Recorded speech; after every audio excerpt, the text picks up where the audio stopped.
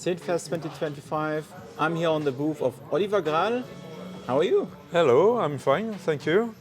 On my last video, also on the shares, some people ask, who is Mr. Grall? Maybe introduce you, who are you? Okay.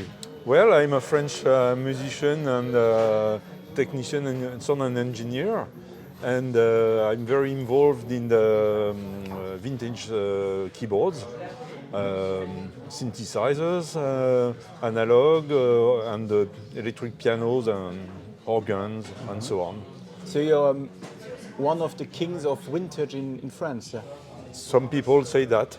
And you have a studio in Yes. with a lot of Yes, synths? yes. I've got a kind of museum with hundreds and hundreds keyboards and rhythm machine and samplers and pianos and organs.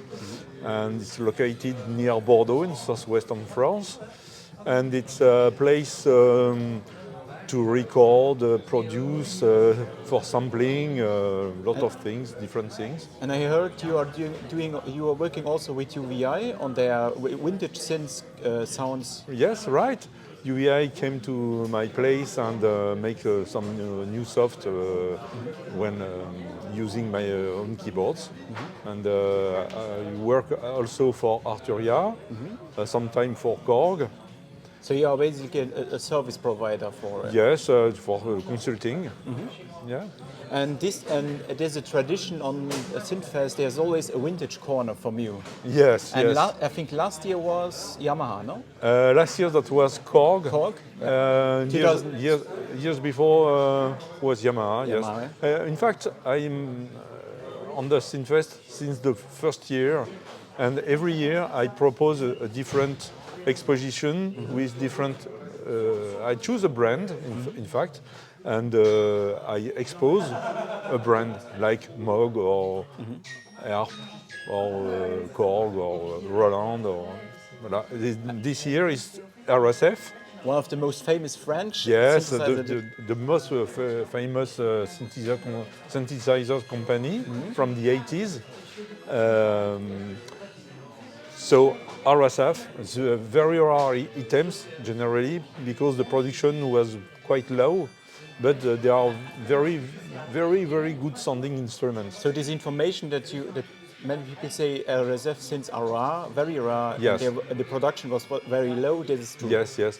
For example, the Kobol keyboard, there are around 200. Okay. And the biggest one in production was the In fact, expander? that was the Kobol expander version, around 800. 800, okay. Yes. For example, the first series, the series 11, it's around 10 systems. Wow, okay. Because this one is so rare, I didn't see it yet. Yes. I'm lucky, I've got 3 different systems. What? See, but who is RSF? Alors, so RSF, initial are Rubin, Serge, Fernandez. There were 2 brothers from the area of Toulouse in south of France, and they began to make some synths in the late 70s. The first product was around 77, and during the 80s they make Cobol, Polyclavier, drum machines. So that was a small production, but very effective. Every product was very good in terms of sound quality. So they made the products were handmade, so hand built or RSF, or it's already. No, that was between industrial and handmade. You know, borderline between the two. And what makes for you as a synth collector, user of vintage RSF so special? Because at that time there were some specifications unique in the synths. For example, on the Cobalt keyboard in 1980, there was memories, a sequencer, autogate, the drone function, and the sound was a Minimoog-like, but with his own personality. But the originality was the memories. At that time, that was not so common, you know, and using the sequencer to sequence notes or memories. You can sequence the patch, for example.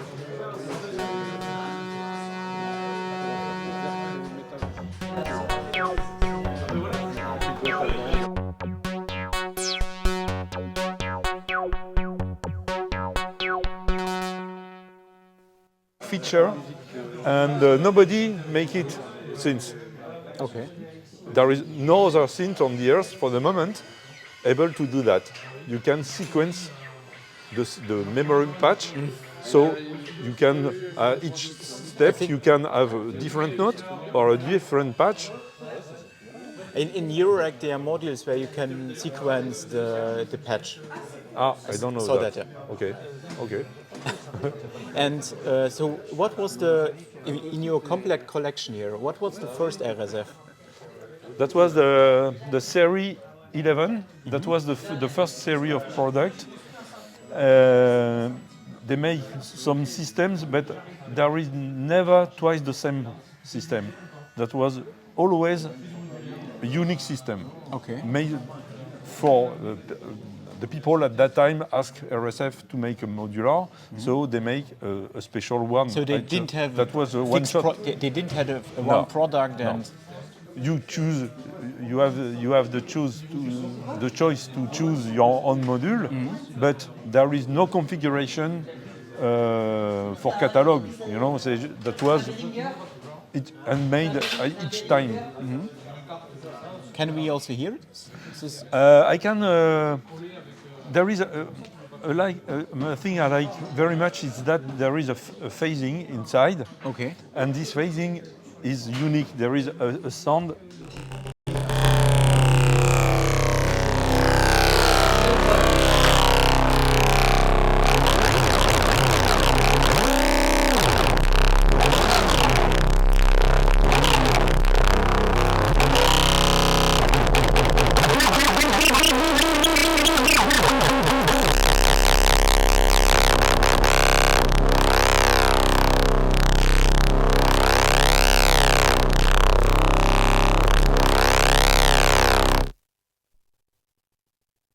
Okay. This is the only phasing I know where the sound is so strange and kind of saturation. And they never built this into any other Cobol? Only in the Series 11. That was because it sounds pretty unique. Yes, absolutely. And then they moved to more commercial products, yeah? A bit more.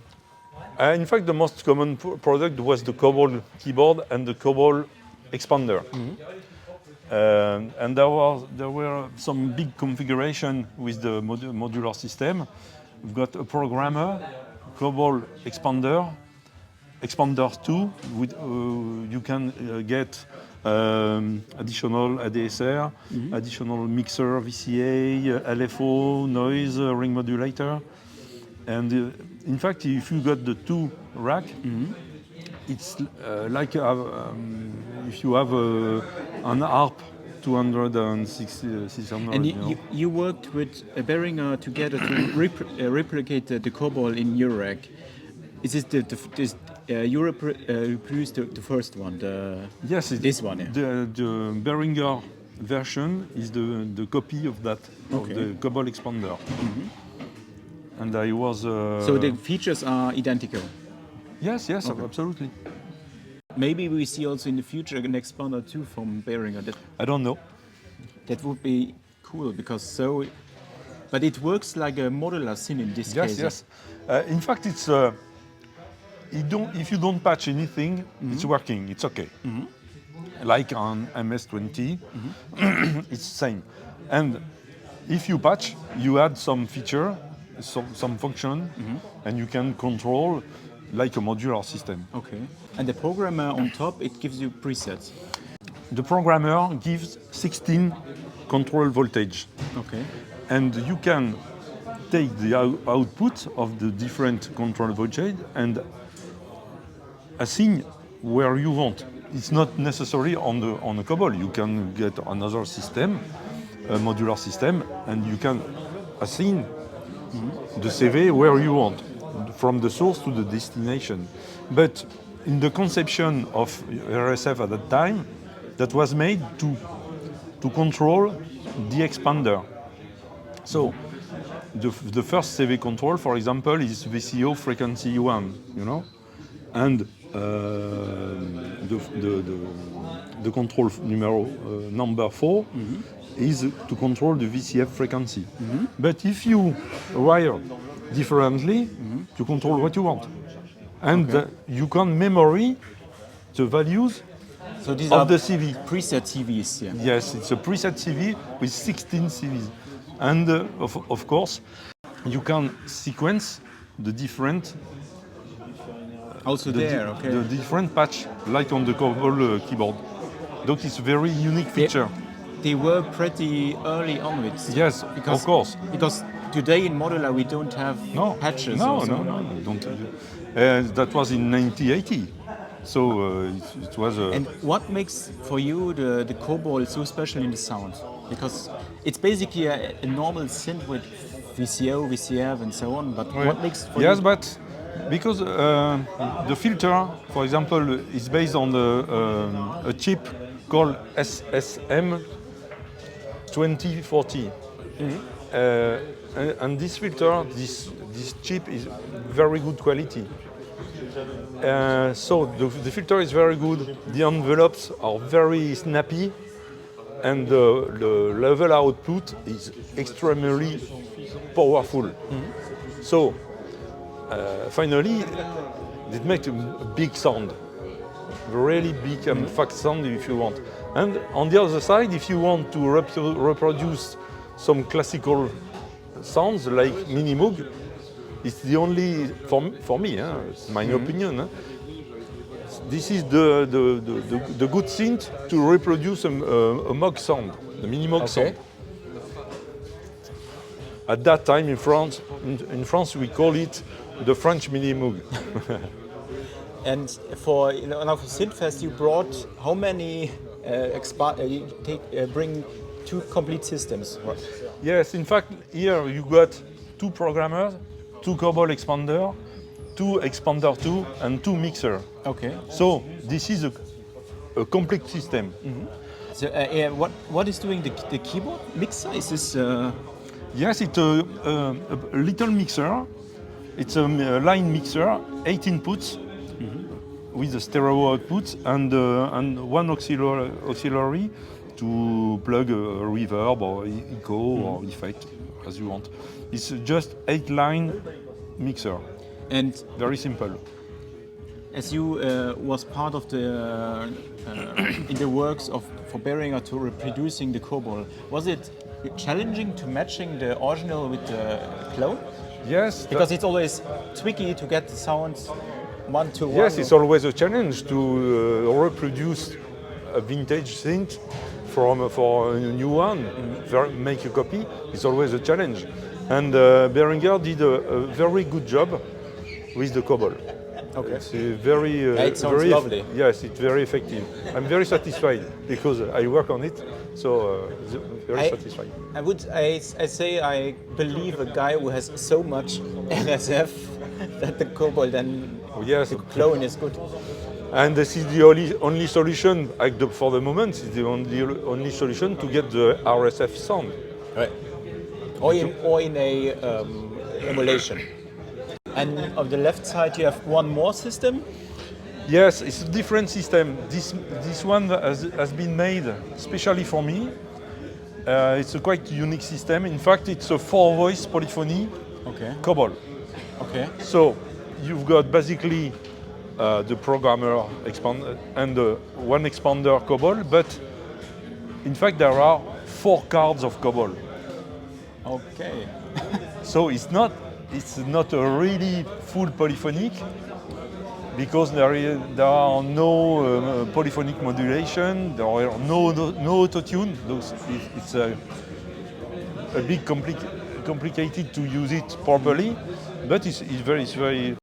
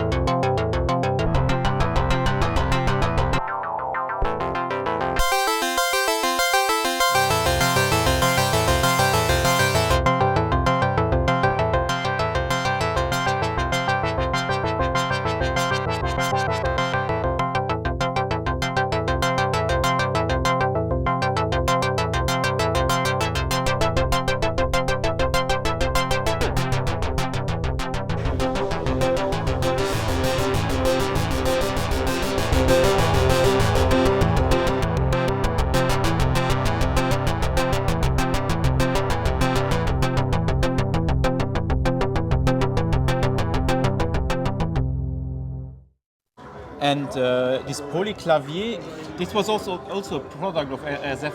Yes, it's very rare. There are around 20 made. It was a revolutionary keyboard command because it's able to drive 8 different CV gate expander. Okay. You can split the keyboard where you want. You can transpose the lower or the upper section as you want. There is an arpeggiator, a chord memory function, and you can assign the number of voices you want in upper or lower. For example, I made 4 voices on lower, 4 voices on upper, or 6 on upper, 2 on lower, or 8 lower. This is a unique keyboard in the history of the CV control of the analog keyboard controller. So you could put together 8 expanders. Yes. That was the idea to drive 8 Cobol expander. So it was also not a product, also a keyboard. It was not so famous. No, because it was a bit expensive at that time, and people don't really use that kind of keyboards. Okay. The only at that time just Roland made the 184, it was just 4 voice. So you can drive 8 different voices, and there is also a separate LFO transpose. This is very useful, in fact. As I see from all these products, the brothers, for RSF brothers, were pretty innovative for this time. Yes, absolutely. In fact, we can consider that it's the first real keyboard controller with many functions. At that time. So the grandpa of the keystep. In a sense. Okay, that's a pretty impressive range of synth, of a collection here from RSF. Yes. So I hope to see more synths from RSF than in version from Clone. You have to come to my home. I also got the different drum boxes. There are 3 different drum boxes, and also the famous Cobol 2. I've got 2 of them, but they are faulty for the moment. Okay. I have to repair it. As always, often with vintage synths, Sorry. as often with vintage synths, you need to maintain them. Yes, it's a big task to survive all year long. I have to survive a lot of instruments. It's a big job. Okay.